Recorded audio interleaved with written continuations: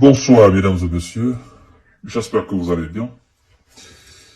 J'espère que vous avez passé une excellente journée de Pâques.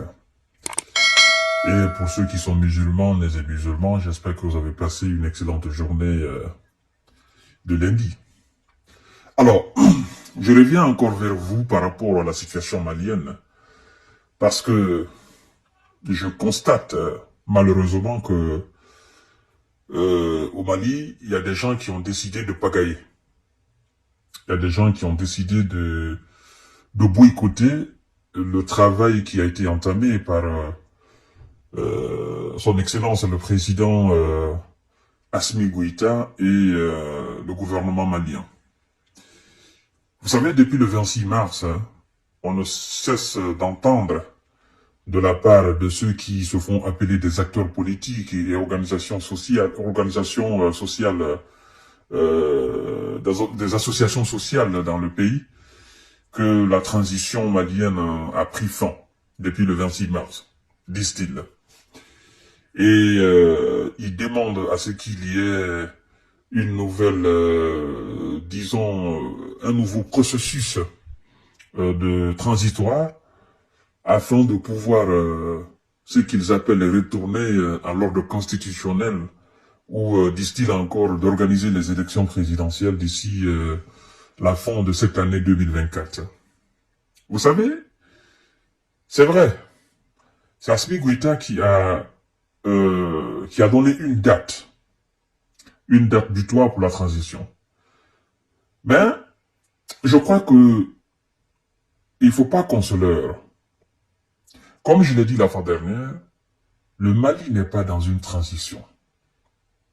Mali n'est pas dans une transition. Il faut que les gens mettent ça dans leur tête.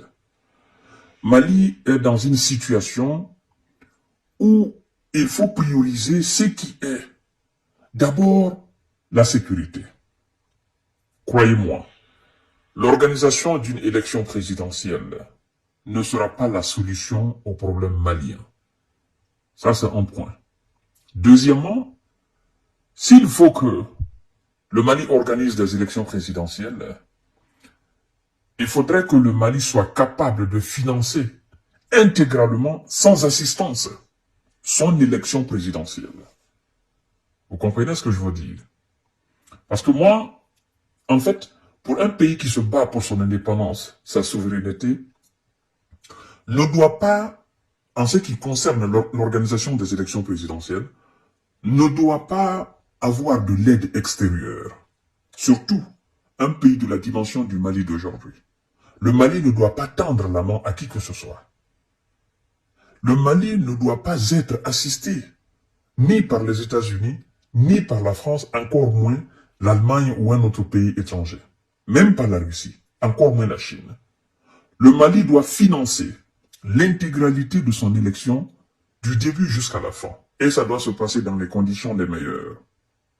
Vous comprenez?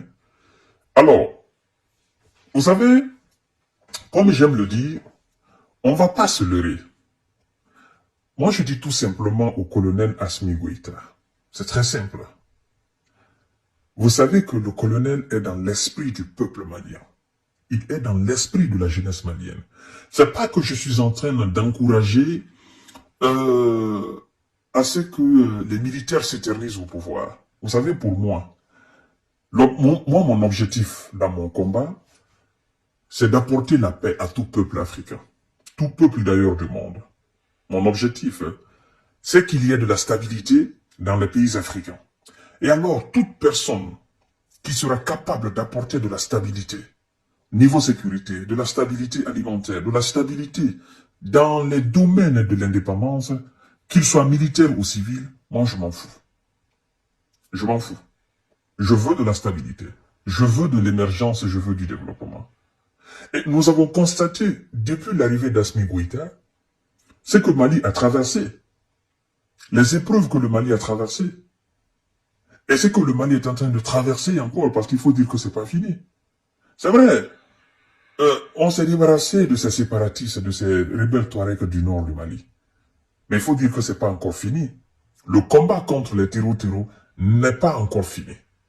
Qu'est-ce que moi je veux dire, tout simplement? C'est aussi simple que ça.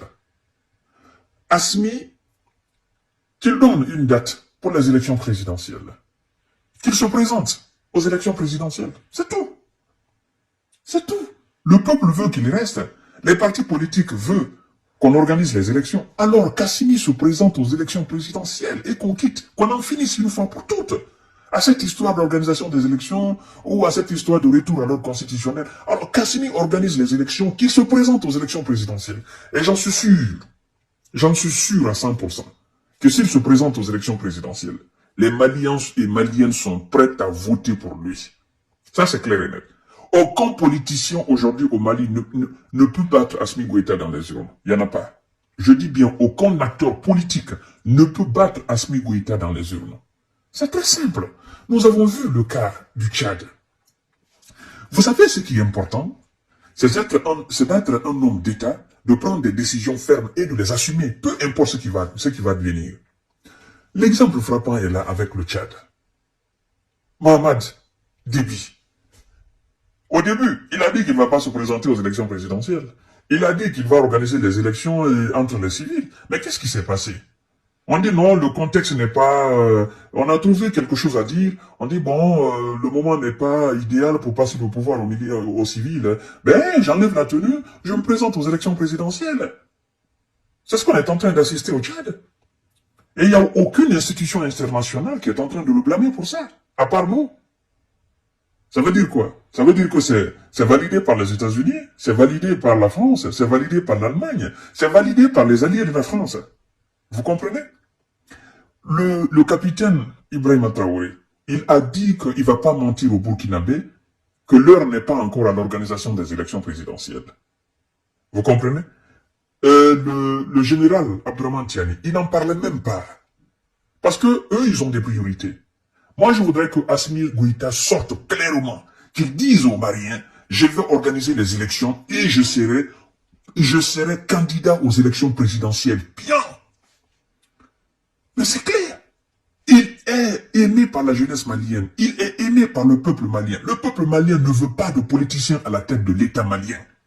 Alors, Assimi, qu'est-ce que vous attendez pour officialiser votre candidature aux élections présidentielles? Ils veulent qu'on organise les élections, mais organisez les élections, vous êtes candidat. Nous allons voter pour vous. Nous allons vous élire président de la République du Mali. Point barre, c'est fini. Qu'on retourne alors à l'ordre constitutionnel. Comme c'est ce qu'ils veulent, la Constitution, alors qu'on va retourner à l'ordre constitutionnel. Point barre. La question est réglée. Et on passe à autre chose. Parce que ce qu'ils sont en train de faire là, c'est de l'indignité, ça. Ils sont en train de faire du chantage au monsieur. Alors qu'Assimi prenne la décision, j'organise les élections la fin d'année et je suis candidat aux élections présidentielles. On n'est pas dans CEDEAO, on n'est dans aucune organisation sous-régionale. On va organiser notre élection au Mali. Et moi, Assimi Goïta, le colonel Assimi Goïta, je suis candidat aux élections présidentielles. On va voir ce qui va se passer. Et on va voir ce qu'ils vont faire. Ils vont absolument rien faire. On organise les élections, on va voter pour Assimi. Point barre, premier tour, il est président de la République du Mali. Point barre, il n'y a pas de deuxième tour. Dites-moi, il y a quel opposant aujourd'hui au Mali qui pèse contre Assimi? Il n'y en a pas. Il y a quel acteur politique aujourd'hui qui pèse? Il y a qui? Ils ont tous montré leurs limites. Ils ont tous montré leurs limites. Tous ces anciens ministres-là. Mais ils ont montré leurs limites. Qu'est-ce qu'ils ont apporté au Mali? Ces gouvernements civils-là, qu'est-ce qu'ils ont apporté au Mali? Tous ces ministres qui sont en train de fanfaronner aujourd'hui au Mali, qu'est-ce qu'ils ont apporté au Mali? Ils ont été ministres, ils ont géré les affaires publiques. Qu'est-ce qu'ils ont apporté au Mali? Si ce n'est pas de l'amertume, de la pauvreté, si ce n'est pas du détournement des deniers publics, si ce n'est pas de la débauche, qu'est-ce qu'ils ont apporté au Mali? Il faut regarder leur CV, qu'est-ce qu'ils ont apporté? La plupart ont été des ministres, qu'est-ce qu'ils ont apporté? Ils n'ont absolument rien apporté.